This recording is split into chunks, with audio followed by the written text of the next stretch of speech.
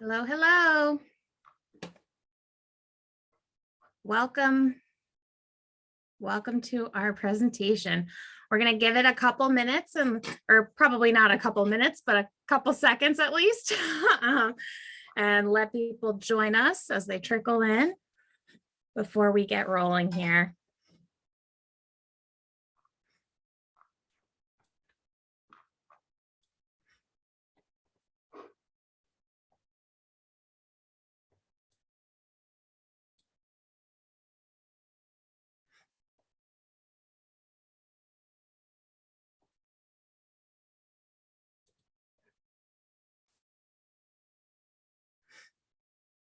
All right. So, welcome everybody. Before we get started, I'm going to go over a couple housekeeping items that I hope will be helpful for everybody. If you have any technical challenges sorry, my dog is choosing this moment to bark, but so if you run into any technical challenges today, Alyssa LaJoy is the person to shoot a message to. She's our technical assistance today. Closed captioning is available. All you need to do to enable that is click the CC button at the bottom of your screen. And questions are encouraged throughout this presentation, even though you entered this meeting with your camera off and muted. If you would like to unmute to ask a question, we encourage that. We do ask that you use the raise hand function if possible, but don't be afraid to unmute and ask a question.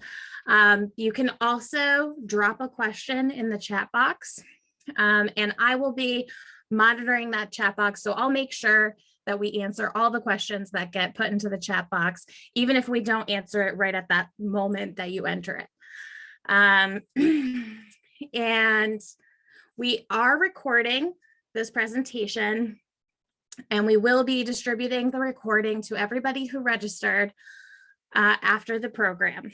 And if you don't wish to be recorded, just keep your camera off and stay on mute, and you won't be on the recording.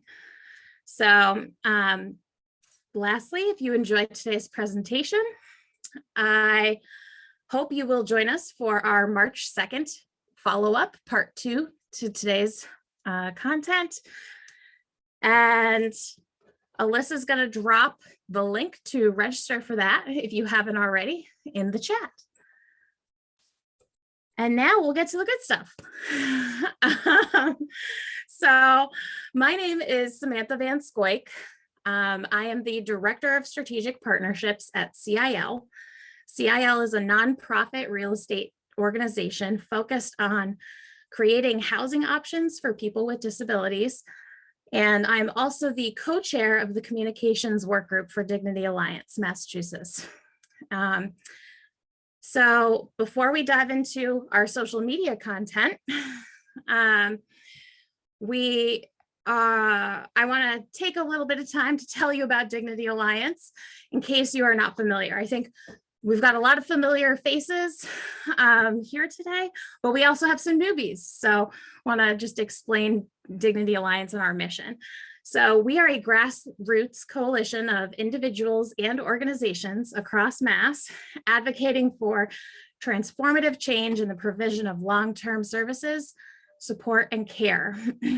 And we really believe, you see it in our logo, we believe in respect, self-determination, and choices for older adults and people with disabilities. And that feeds into everything we endorse, everything we do as an organization. We meet bi-weekly on Tuesdays. Details for our Tuesday meetings and these meetings are always virtual and on Zoom. So details to join these meetings can be found on our website. And And in these meetings, that's where we talk about current issues, what we're going to be advocating for. And that's where our work groups report out on what they've been focused on. So we have several work groups depending that you can get involved in, depending on your area of interest.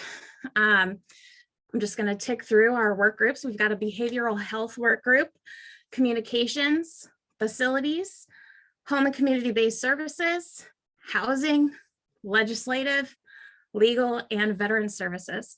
So again, there's going to be a link in the chat that links to all of our work groups. So if you want to check those out in full detail, that's where you can find that. And then finally, if you want to stay up to date with all of Dignity Alliance's happenings, you should register or sign up for the weekly Dignity Digest. That is our e-newsletter where we have spotlights, different articles on trends, things that we're tracking, as well as these kinds of events that we do. So sign up for the Dignity Digest, follow us on social media, and you'll be up to date with everything Dignity Alliance. So now that part's done, and I'll introduce Jules. Jules, you can take it away. Hello, everybody. Thank you so much, Samantha, for inviting me here today. Super excited to be collaborating with you on this. And thank you to everyone who is in attendance today. Really excited to kind of talk through how we can create really effective and accessible social media campaigns. So for this first part of our two-part training, we're going to kind of just be going through the basics of social media. What is it? What do we use it for? And how can we use it most effectively? So I'm actually going to start with a question for you. If the chat feature is accessible to you, I'd love for you to answer this question in the chat. If it is not, you can go ahead and unmute yourself and answer with your voice if that's more accessible to you. But this question is, who is your community? And this is maybe kind of an intentionally vague question, but I just want you to think about who are the people that you interact with, you know, on a daily basis, on a weekly basis, people you see occasionally, and where are those people located? How do you get in touch with them? So I'd love if I could just see some answers to that in the chat.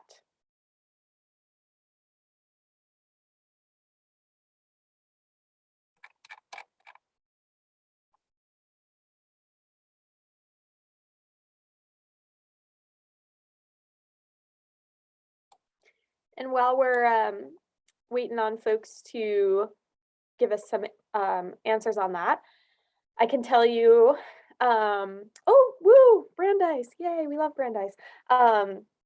My community includes my partner, my friends, my family, my coworkers, people that I play Dungeons and Dragons with, people who I am in a musical with, who I rehearse with, people who are invested in disability justice issues. And those people are located anywhere from down the street from me in Somersworth, New Hampshire, all the way to, you know, internationally around the world, and we connect over the internet. So I'm going to read out some other folks' answers here. So Priscilla says, my kids, neighbors, and people I work with on Zoom. Awesome. People with the disabilities community, yes. Legislators, policymakers, executive department officials such as public health, absolutely. So you can see that, you know, if you were to sit and think about it for a little bit longer, you would probably realize that you can name a big amount of people who are a part of your community. Even if you don't interact with them on the most regular basis, there's still people who are a part of your life. And this idea of community and leveraging the people in your community is really central to the idea and the purpose behind social media. So to kind of illustrate that a little bit, I want to talk about some kind of principles that really most social media platforms have in common, regardless of which one it is. So the first one is amplification. And this is where you're really leveraging your friends and friends of your friends and coworkers of your friends, all of those kind of degrees of separation that exist throughout your community. And we're able to amplify things on social media because these platforms make it really easy to share content really quickly and also repost other people's content in a lot of places. So this makes it really easy for information to spread quickly. And if you're strategic about who you interact with on social media, you can more quickly and easily get your message out to the people who it's important for them to, listen to what you're posting. Another principle is specialization. So when we think about, your like a personal social media account, you might not be thinking about what your quote unquote brand is, right? Like you're just a person using Facebook. But for organizations and even using social media as an individual for advocacy purposes, you really want to be careful to kind of stay within, for the most part, your niche or your brand. And the reason for that is that you will get better suggestions of people to be in community with on social media, the more you kind of post content that's related to that specialization and engage with content that's related to that as well. A third principle to consider is community building. So this is all about having really thoughtful interactions with people on social media. And this comes down to who you follow, who you allow to follow you, whose posts you reply to, whose posts you share. So all of that kind of interpersonal, all those interpersonal pieces that occur. And then the last bit is learning. So even when we're not worried about what we're posting on social media, we're absorbing a lot of content when we're scrolling through our feed, right? So we're getting maybe new information, or we're getting new ways of contextualizing information that we're already aware of. So, you might see a lot of people's different opinions on the same issue. And this can be really helpful because the more diversified your network is, the more you're going to learn about perspectives on issues that are going to be different than your own. And that can be really helpful for getting a more holistic grasp of what's going on with a particular issue. So I wanted to give you some kind of stats. This is a really great graphic from a social media consulting firm called Leverage. And I won't go through all the points here, but I kind of just wanted to contrast and compare the top 3 social media platforms. So Twitter, Facebook, and Instagram. And I just wanted to kind of highlight a few things. So Twitter is, of the 3 of these, has the least amount of users, but those users tend to be very active. As you can maybe see here, 6,000 tweets on average happen every second. So there is constantly new content being posted on this site. The other unique thing about Twitter is your posts are limited to 280 characters. This can also include pictures, and we'll talk more about the specifics of the platform in a bit. But it's unique in that, you're kind of reading a lot of tidbits from a lot of different people, rather than on Facebook, where you might be reading longer posts from a lesser amount of people. With Facebook, there are a ton of people using Facebook, 1.57 billion daily active mobile users. And people share a lot of links on Facebook. People share links to articles, to videos, to stories. That's a really useful way to utilize Facebook. And then Instagram is really more about sharing things that are in a visual medium, so pictures and videos. You can't just make a text post on Instagram. Every post that you create has to include a picture or a video. And this can be great in a lot of ways. Some people really respond to visual media and understand things better in a 1-minute video than they would from reading a few paragraphs of text. The flip side of that, though, is that Instagram has a lot of unique challenges in terms of visual accessibility, and we'll talk about some of that. But that's kind of just the basic rundown of these 3 platforms. So getting into a little bit more detail here, we're kind of going to go through just the basics of the main components on each platform that I think are relevant to the work that we're doing. So on Twitter, we post what's called a tweet, which I've always thought is a very cute and fun word for a post. So what is a tweet? A tweet can contain up to 280 text characters. It can include images and videos as well. They can also be threaded, so you can connect multiple tweets together so that people will be able to read all of them in order in one place. People can reply to your tweets, they can like your tweets, and they can retweet them. There are two ways to retweet a tweet. The first is to just retweet it, which just means that you are taking that person's tweet and now sharing it on your own feed so that the people that follow you can see it. And you can also quote tweet, which means that you retweet, but you add additional commentary to the content that's already there.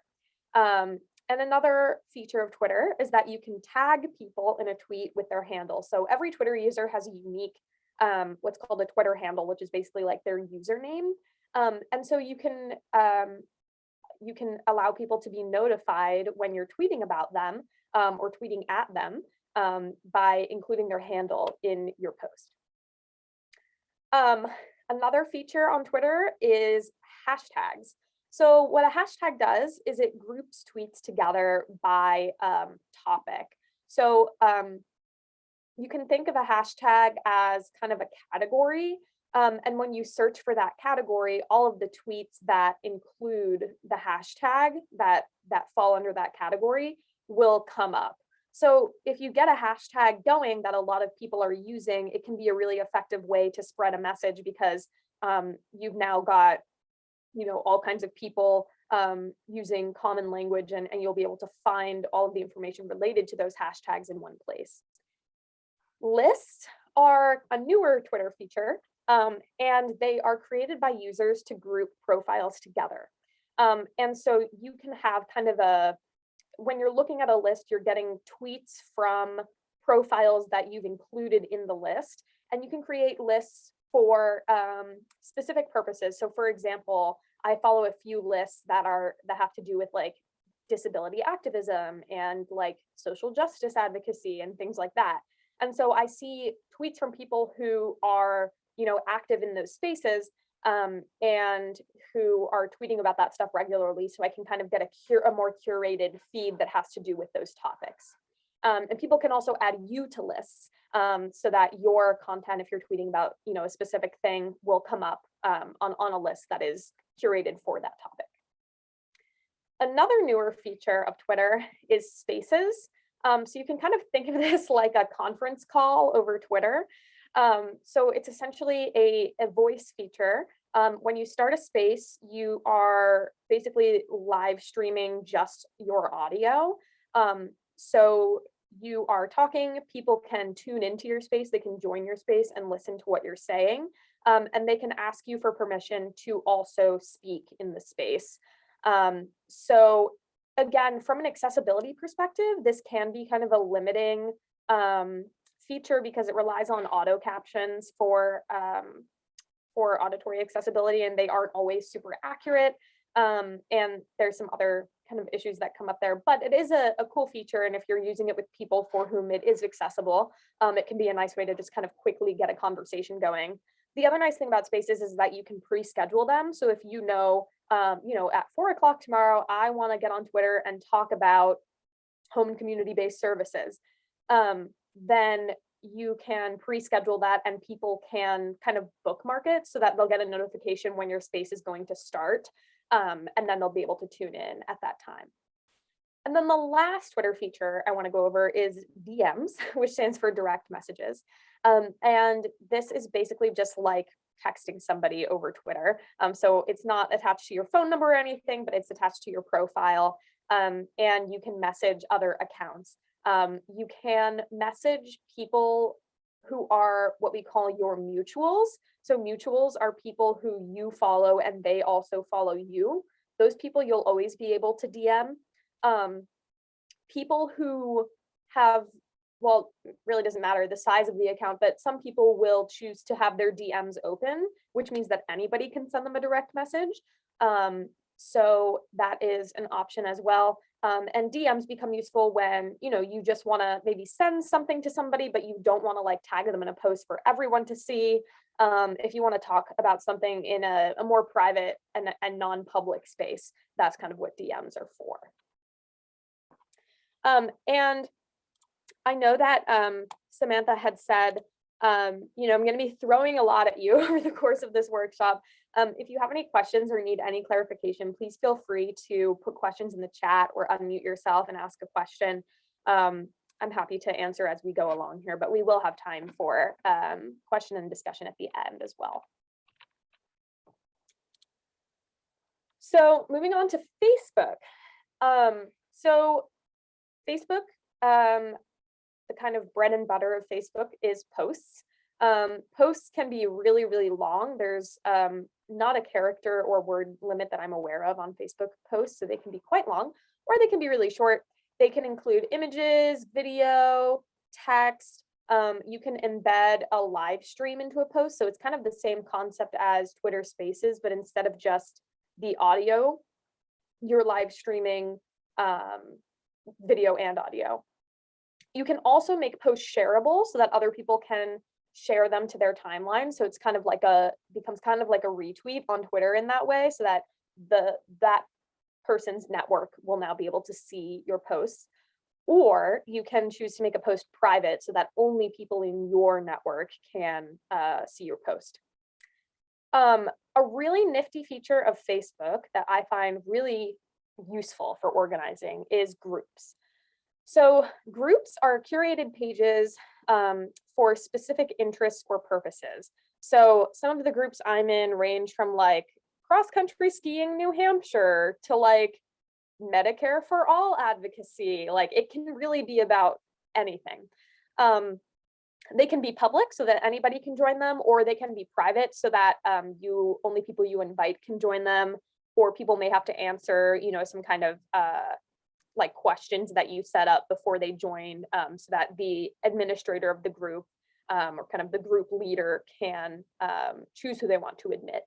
And so because groups are already kind of this curated space where you have a pretty good idea of what the people gathering there are interested in doing, it can be really helpful for targeting your messaging.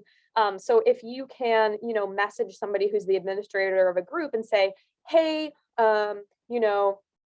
we're doing advocacy around increasing access to home and community-based services in Massachusetts, and we think that your group that's about disability justice in the Northeast would be a group of people who are interested in learning about what we're doing. Would you mind sharing this to your page or allowing me to join the groups that I can share this to the page? So that can be a really neat tool to just kind of immediately connect with people who will likely be interested in what you're sharing. Another thing you can do on Facebook is create events. So you can, if you're hosting like a webinar, for example, you can create a page that has all of the details for that webinar in one place. So it's got the date, the time, the link, it's got information about it. People can ask questions about the event on that page. And you can do this for both in-person and virtual events, which is really nice.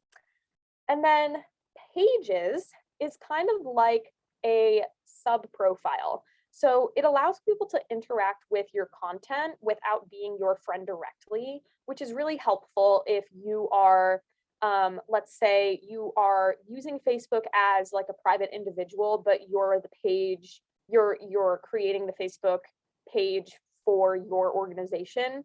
You can make a page for the organization so that people can interact with just that stuff without seeing any of your personal profile stuff. So it's a nice way to kind of have that work-life separation. I'm going to check the chat here. So Susan asked a really good question. Could you expand on what a public group is? How is it different from a page? So pages, anybody can access, like anybody can look at them and see the content that's there. Pages tend to be used by businesses and organizations. And there's not as much like conversation that goes on a page. A lot of it is just about like getting the information out there, almost like you're looking at like the front page of a website. whereas a group is more explicitly for facilitating conversation and dialogue about a particular topic. So it's great for folks who have common interests. They can like, anybody in the group can post things, in the group that are relevant, and folks can comment on it. So it's a lot more of an interactive thing than a page. And then Margaret asked, how do I find a list on Twitter? Great question. I'm just going to double check in the app because it changes all the time. So if you click on if you're in the app and you click on your like little profile circle in the top left corner, you'll see several options. It says like profile, topics, bookmarks, like all of that stuff that comes up on the left-hand side. There's a button there that says lists. And then when you click there, you can choose lists to follow, and you can also see lists that people have put you on. I'll just add too that once you are actively tweeting, you will get lists suggested to you. So Twitter is going to like see your content. They're going to see what you're engaging with and what you're interested in. And then they're going to say, hey, have you seen this list? You should follow this. And so you'll get a lot of your suggestions that way. That's actually how I found Jules on Twitter. Yeah, and that's a great point. So on all of these networks, and this is something we'll go over a lot more in kind of the part 2 of this training, where we talk more about like strategies for using social media. But one thing that you can do is on all of these platforms, it has like suggested people to follow or suggested people to friend. So it takes note of what you're posting and liking and retweeting and saying, oh, you'd probably be interested in following this person. They seem to be up to some of the same stuff you're up to. So yeah, that's a really great point, Samantha. And then on to the basics of Instagram. So on Instagram, you also have posts. Like I mentioned earlier, Instagram is really more of a visual platform, so you can't put text only posts. It's very image and video based. When you post a post, you'll have the image or the video that you're posting. You can post multiple images and videos in a post, and you have a caption that you write that describes or elaborates on what you're putting in your post. You can share your post onto your story, which we'll go over in a second, put a pin in that. You can also share posts with other people.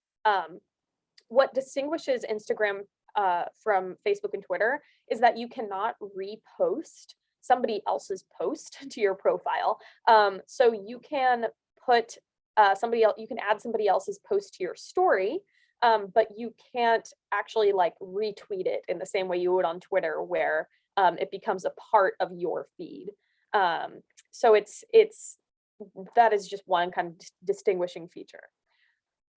Stories are elements of your profile that last for 24 hours. So you can choose to add a post to your story when you create it, or you can create a post that's specifically for your story. So if there's something that's like, hey, we're having this event tomorrow, you can put that on your story and it'll be there for 24 hours and then it'll go away. You can choose to save it to something called highlights, so that people could see it later if they wanted to. But if you don't do that, it'll just go away. So it's great for stuff that you just kind of want to have up temporarily, or that might be more like time sensitive. Instagram Live is a really popular feature for informal-ish live events. And basically just allows you to kind of live stream whenever you want, and your followers and whoever's watching can comment and react to your live stream as it's going on. So you can interact with people in real time. It's really good for things like Q&A sessions, anything where you want to kind of engage a lot of your followers at once in kind of a more casual and conversational way. The thing with Instagram Live is it has a lot of accessibility challenges, both for visual accessibility, obviously, because it's video based, but also there is not currently the option to have even automated live captions on your Instagram Live. And if you want to include live captioning from like a third-party service or something, you have to be like a computer scientist to figure it out. Like it took me a long time to figure out how to do it. It is not for the average user. So that's something that Instagram really needs to work on. But just to let you know, that feature exists. And then lastly on Instagram, we have Reels. So Reels are short videos. They can last up to 30 seconds.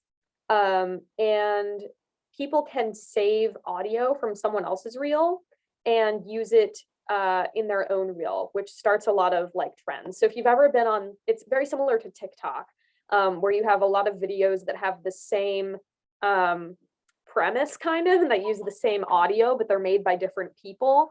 And so when you have an audio that's trending, you want to try to use it in your own reels, because the algorithm of Instagram will make it so that more people see those reels because they're associated with something that's really popular. Paul asked a great question, which I'm going to get to in just a moment.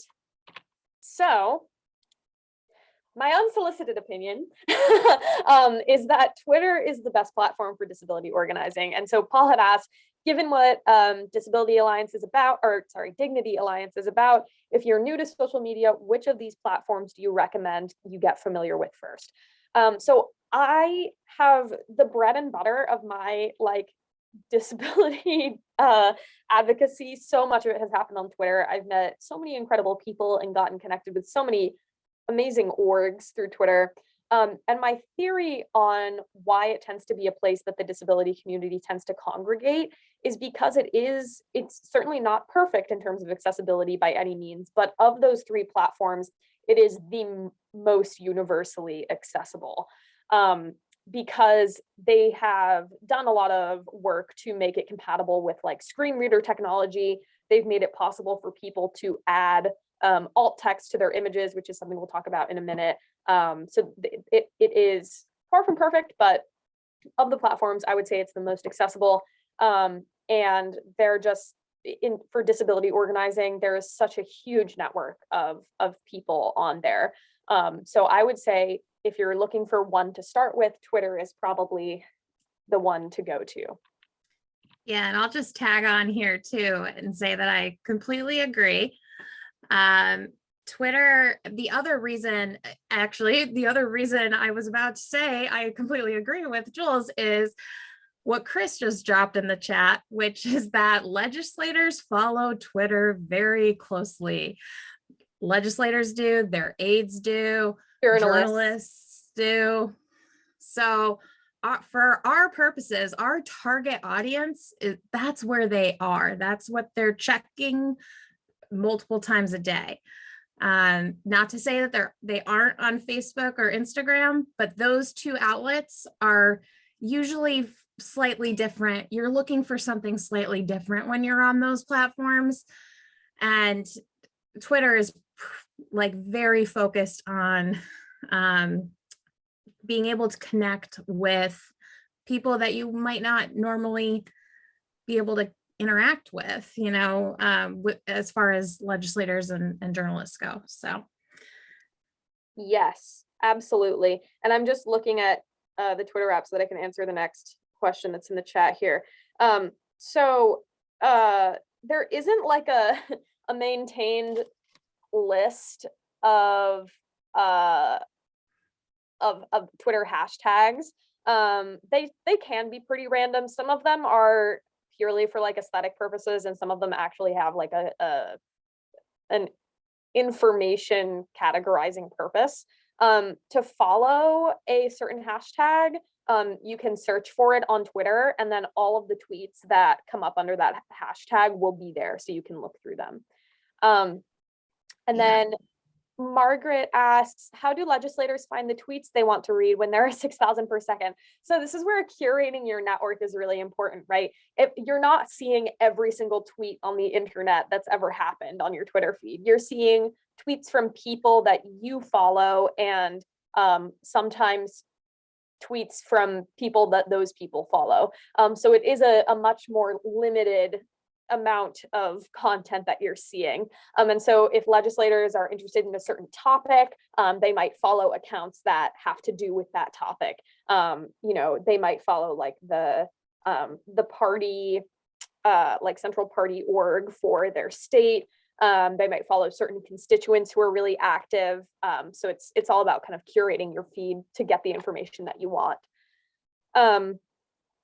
And so what are legislators following is another great question. It depends on like the level that they're at. I've interacted with a ton of state representatives from New Hampshire on Twitter.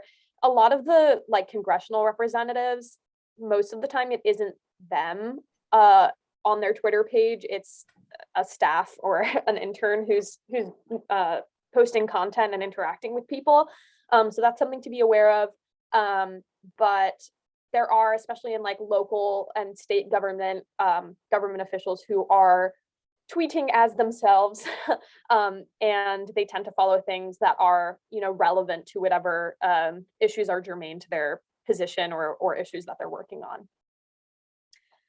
I'm going to give a minute for folks to drop in the chat, maybe any other questions they have related to kind of what we've gone over so far in terms of social media in general, before we move on to making accessible content. And also feel free to unmute yourself if that's easier for you as well.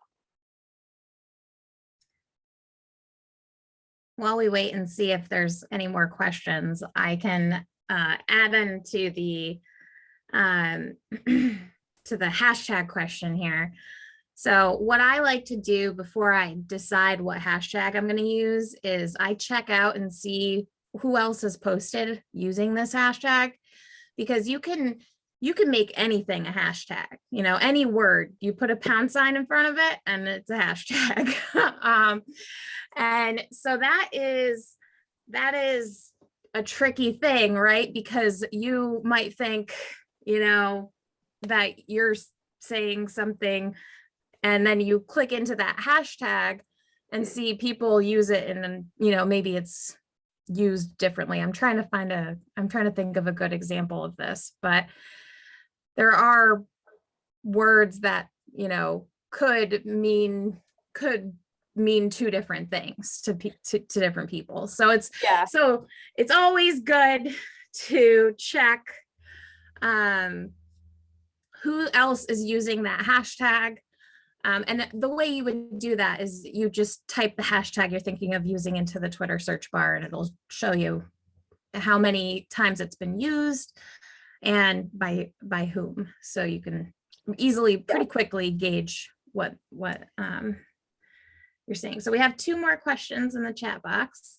Best way to begin building lists and people to follow? So yeah, best way to begin building lists and people to follow.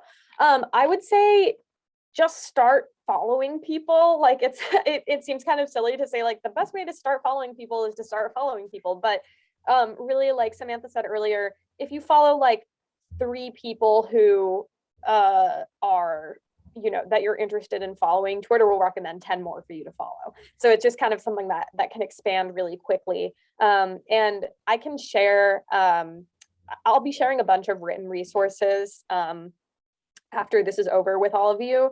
And I will include a list of some kind of big like disability accounts to follow. And if you follow those, then you should get good recommendations of like other folks to follow as well. Yeah. And I will say, if you one of those accounts you should follow is Dignity Alliance. And if you take a look at who Dignity Alliance is following, that'll connect you with people that are members of Dignity Alliance that are on Twitter. And that'll give you like a good place to start too.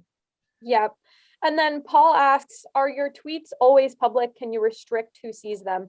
So you can you can lock, you can do, it's called locking your account at any time, which means that only people who already follow you can continue to see your content, and people who don't follow you cannot see your content.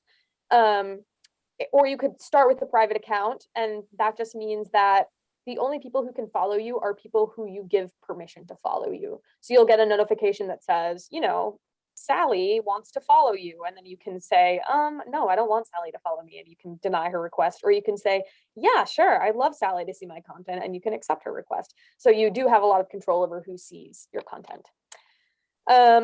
How do I find Dignity Alliance on Twitter? I'm sure Sam has the username, but if you just search Dignity Alliance in the Twitter search bar, their profile should come up.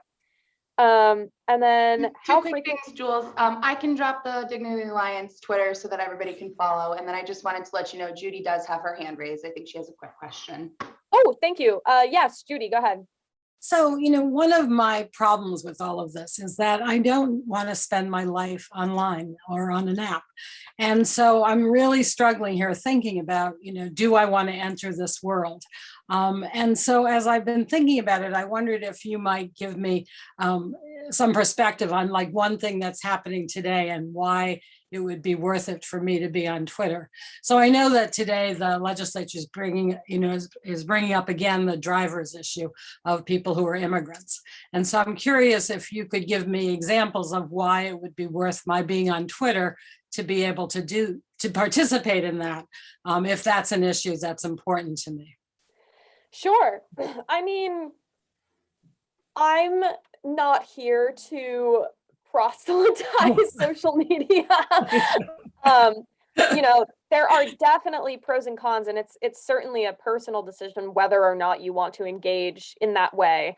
I think the social media experience you have is the social media experience you create by following who you follow, who you allow to engage with your content, who you allow to see your content, and then what you're choosing to bring to your feed.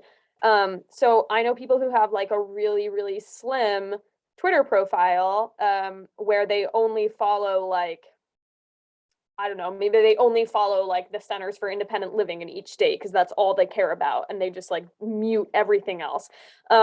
That's a way to use Twitter. So it's all about the experience you create. I mean, as I said, Twitter has been pivotal to my my networking, especially during COVID, because I haven't been able to go out and see people as much as I normally would. So yeah, I think it just requires a little bit of trial and error, and playing around with it to figure out how using it could work for you. And if it doesn't work for you and you don't enjoy it, then don't use it. That's kind of the thing. I see Chris has their hand up. Yeah, I used Twitter a lot before I have a spinal cord injury 5 years ago, and did a lot, particularly around this opposing the Olympics coming to Boston, and it was very effective. But I haven't, for Judy's point, gone back to Twitter or Facebook because I was afraid to get sucked in. However, it seems like it would be useful for us as a way to connect with legislators and media in particular.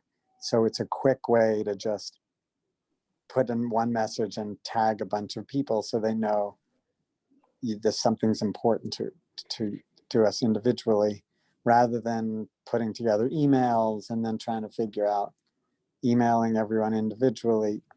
That's just a thought. Does that make sense? Yeah, absolutely.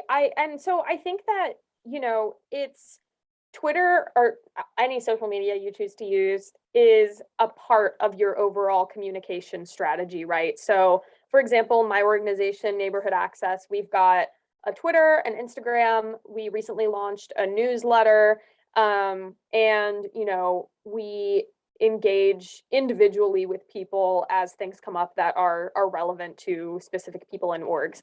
And so something that we'll talk about in part 2 of this training is like how to actually create an effective social media strategy for your organization. And a lot of that, that doesn't mean everybody there has to be online all the time. It means you have 1 or 2 people who are managing the account, and you figure out how to communicate with that person or those people what content you want on the account from different parts of the org, and maybe what insights people are interested in learning from the connections made on that account. But yeah, as individuals, I mean, I totally understand like the fear of getting sucked in. You know, again, it is all about the boundaries that you set for yourself and the experience that you choose to create. If you spend a lot of time on social media, it can become kind of stressful. And so it's important to just, you know yourself and know your limits as well. Yeah, and I would just add, like, we're showing you Twitter, we're showing you Facebook, we're showing you Instagram. If this is all new to you and you're hesitant, I would start with one, like, and just test the waters and see if it's something you find helpful for yourself too, you know. Specifically, just to give you a specific example that's relevant to Dignity Alliance, you'll often see, especially on Twitter, Twitter storms, what they call Twitter storms. And so this is when organizations coalesce around a priority. So recently there have been many Twitter storms supporting the Build Back Better Act, and increased funding for home and community-based services. And so part of that Twitter storm is having all these different disability advocacy organizations using the same hashtag in a coordinated way, tagging their legislators, saying, hey, this is important to us, we want more funding. And that's a really concrete example of getting a message out there around with your community, getting it in front of legislators. And it's the volume of tweets around a certain topic that can get you trending, which can then elevate you to a national level, you know, and you have trending hashtags, you know, that are national and then also more regionally trending hashtags. So, Yes, absolutely. And that brings up a good point. Priscilla asked, isn't one benefit of Twitter the speed? Info is shared really, really quickly, faster than, say, daily newspapers. Yeah, absolutely. And that's where things like these, you know, you can build an immense amount of public engagement around a particular issue like that, if you know what you're doing. And so that is definitely a benefit. You know, there's been many situations where organizing on Twitter has been quite effective, at least, you know, in terms of starting conversations about certain topics. For example, you know, I'm sure many of you are aware, back in January, the CDC director made some comments about people with multiple comorbidities and COVID that were very insensitive to the disabled and chronically ill community. A bunch of people started tweeting about it. And it got to the attention of, you know, people who are able to say, hey, we want a meeting with the CDC director, who work in, you know, federal policy. And so there was a meeting had where, you know, leaders in the disability policy world were able to connect with her and say, hey, what you said is not right. Here's why. And also this is what the CDC needs to be doing to improve the response to COVID specifically, for you know, COVID related stuff. Okay, these are some more specific questions that I'm not gonna be able to answer right now. The next piece of this is making your social media content accessible. And something that I always like to say is, if your post isn't accessible, it isn't done. If the most people possible are not going to be able to logistically access your content, then you're not maximizing the effectiveness of that content as much as you could be. So some basics. And you know, this is going to seem like I'm tossing a lot at you really quickly. I have a written guide that like details all of this and gives you step-by-step instructions for how to implement all of this on social media. So don't worry if it seems a little vague right now. I promise it will make more sense. But I'm just kind of going to take us through these basics with the time we have. So the first is alt text. So a lot of blind and low vision folks use software that's called a screen reader. And I'm sure some of you are already familiar with this, but if you're not, what a screen reader is it's a piece of software that will read text that's on a computer screen out loud, so that if you can't see the text, you can hear the text being read to you. This is great until you have things that are improperly formatted or you run into an image, because a screen reader will get to an image and say, yep, that's a picture, and not tell you anything else about it, which is why we need to include alt text in our images. So alt text is basically a description of whatever the image is, so that somebody using a screen reader has equitable access to whatever the content of the image is in, similar way to a sighted person. Again, there's a lot of specifics involved in that. I will get resources to you about how to do that, but that's kind of the quick and dirty. The next thing is captions. So making audio and video accessible for the deaf and hard of hearing community, folks with audio processing disorder, other people who might benefit from captions. There are a lot of tools out there now that make captioning incredibly easy and a lot less time consuming. You no longer need to do it word for word manually. There is, programming out there that will automatically transcribe the audio for you, and then you can go back in and fix the mistakes that it makes so that you have truly accurate captions. Another thing to consider is the formatting of your hashtags. So this is another thing for screen reader accessibility, and it's also just a lot easier to read for sighted people as well. We want to use what's called camel case, which is not a term that I came up with, but I do enjoy using it.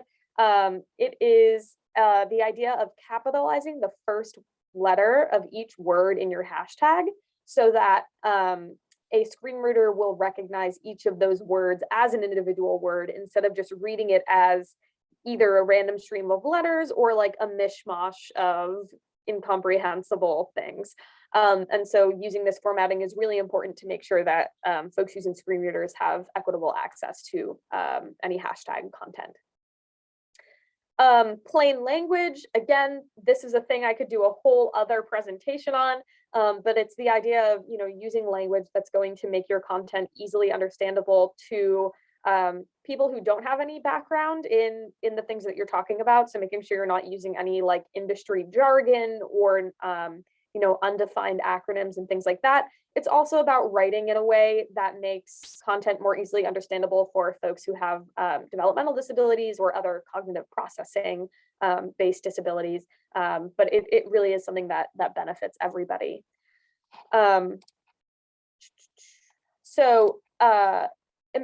Emoji crimes is what I will call this next thing.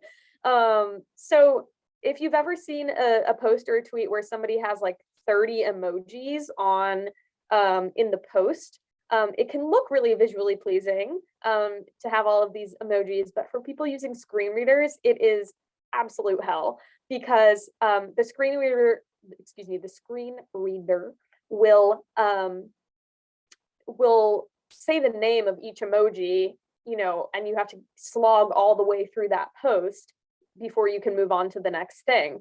So imagine, you're looking at a post, and instead of quickly saying, oh yeah, there's like 40 smiley faces, cool, and then scrolling past, you have to hear smiley face emoji, smiley face emoji, smiley face emoji, smiley face emoji. It's really terrible. So if you're going to use emojis, use them sparingly. Certainly don't use that many of them in a row. And then the last thing is content warnings. So there's kind of two kinds of content warnings. There's like logistical ones. So anything that's using rapidly transitioning graphics, strobing lights, anything that's kind of visually jarring, it is important to put a content warning on that. Also like sudden loud noises, because for people with certain, especially neurological conditions, they can actually trigger like really serious medical episodes, and that is not what we want to happen when people are interacting with our content. And the second type of content warning is for specific topics. So if you're covering something that is really sensitive, you might just want to put a content warning that says like, hey, like in this post, we talk about like violence or something.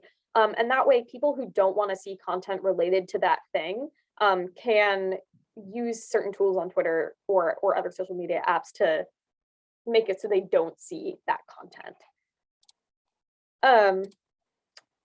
And then for creating accessible graphics, again, this is a real quick and dirty. So when we are especially using Instagram is the most common place that we would be making graphics for social media, but on other places too.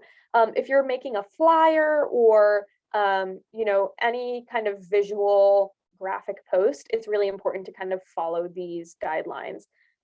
So alt text, make sure you add alt text to your graphics so that folks using screen readers can access them. Make sure that you are using high color contrast. So if you think about kind of the spectrum of contrast, black text on a white background would be the highest contrast, and 2 shades of pink that are really close to each other, having, you know, a light pink and a slightly darker pink in the background, that's going to be really low contrast. So if you use high contrast, that makes it a lot easier for folks with all kinds of visual related disabilities to be able to see it better. And it also just makes it easier on everybody's eyes to read it and understand what's there. The other thing is fonts. So you want to keep them simple and readable. So a kind of clean and simple font like the one that I've used on this slide is kind of the best way to go. You don't want to use like cursive fonts or anything that's like really decorative or ornamental, because those are really difficult to read for people with a lot of different visual processing related disabilities. So just keep it as simple as you can. Having plain text versions of things can be really helpful. So let's say you're posting a flyer that has like a lot of information on it. Just posting the text that's on that flyer as like a separate post or putting it in a separate place on your website can be really helpful in making it more accessible. And then avoid visual clutter. That one's pretty self-explanatory. I can show an example if anybody's confused on it, but basically making your flyers and your graphics like clean and simple rather than having like a ton of different things going on. You don't want it to look too busy and too cluttered, or else it just becomes difficult to understand what's important on there. And then the last thing is if you're putting a link on your flyer, so like let's say you have like a register here link on your flyer, you want to make sure to put the link in the post of the text, because you can't actually click on a link that's in a photo on social media platforms. So any links need to be included in the actual text of the post. So I know that was a lot of information at once, and I will be sending a bunch of resources you know, afterwards so that you can kind of review this later. But for now, I'm happy to answer any questions we've got. I can stick around, you know, for a few extra minutes just to chat with folks and get anything answered that you need.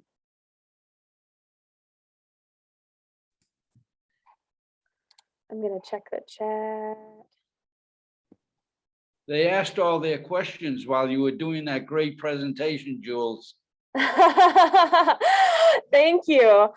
So Susan asked a good question in the chat. Links and images in a website work, right? You were talking about the platforms listed at the beginning. Yes, most of the time, if you have a link and an image on a website, it does work and it can be clicked on, but it just doesn't work that way on social media. So good question.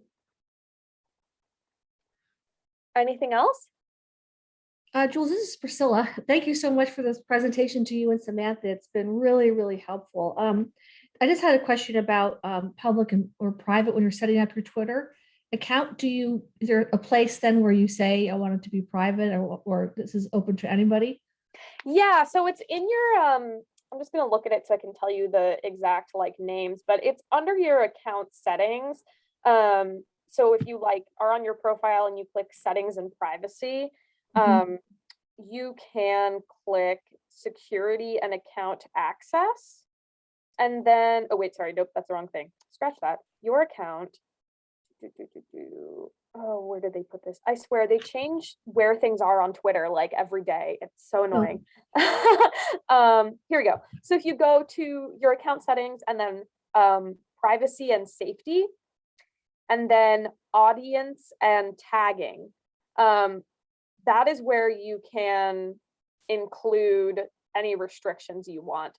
So if you toggle on the thing that says protect your tweets, what it says is only current followers and people you approve in the future will be able to see your tweets. So that's that like account locking that that we discussed earlier. And then you can also choose like if you want people to be able to tag you in photos, you can choose that. If you don't, you can choose that setting. So there's quite a few options there.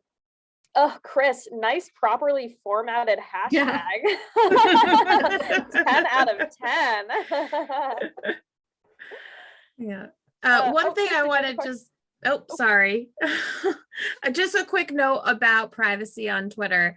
Alyssa dropped this point in the chat, and I think it's an important point. If your purpose on Twitter is to be advocating for things, and you're going to want to keep your Twitter public. So because if you go private, legislators won't get notified when you tag them in your tweets. They won't even be able to look at them. So I just wanted to point that out for people. Yeah. Obviously, it's up to you. It's totally in your control. But I just did want to note that for you. Just one other thing on that too is like there's plenty of people on Twitter whose accounts are not associated with their actual name. Like you can be like Yes. Massachusetts guy, like you can make your username anything you want. And so if you want it to be, anonymous, so it's not linked with your personal information, that's an option that's available to you. Chris, go ahead. Oh, you're muted. There we go. Oh, I'm in a noisy hallway. Sorry. Is it possible to have more than one Twitter handle? Yes, great question. You can have multiple accounts. You have to have like a separate email address that's associated with each account, unfortunately, which is kind of annoying. But you can, so like I have like my account and then I have like my organization's account. And another really nice thing for organizations is that multiple people can be logged into the account at the same time. So if you want to have like several people managing the social media for your organization, that's possible to do. I was thinking you could give us a challenge between this session and the next session for people to send a tweet or something. Yeah, so I was gonna Love say it. if you would like to mess around with Twitter, Instagram, whatever, and bring back your findings at the next session, then you're more than welcome to do that. And also if you're messing around with stuff and you have any questions as you're going along, Sam has my email. Feel free to email me. I'm happy to answer questions just as you're kind of getting started. We could all retweet something from Dignity Alliance. That would be. Yeah, there you go. Perfect. Get on there and start spreading the good word. Yes. Awesome. Anything else? Thank you so much, Sam and Jules. This is really wonderful. Thank This you. was a great workshop. I'm very glad to have attended this. This was very informative. Yay. Oh, and I see my colleague Derek here. Thanks for coming, Derek. They are one of our outreach team members, so they know what's up.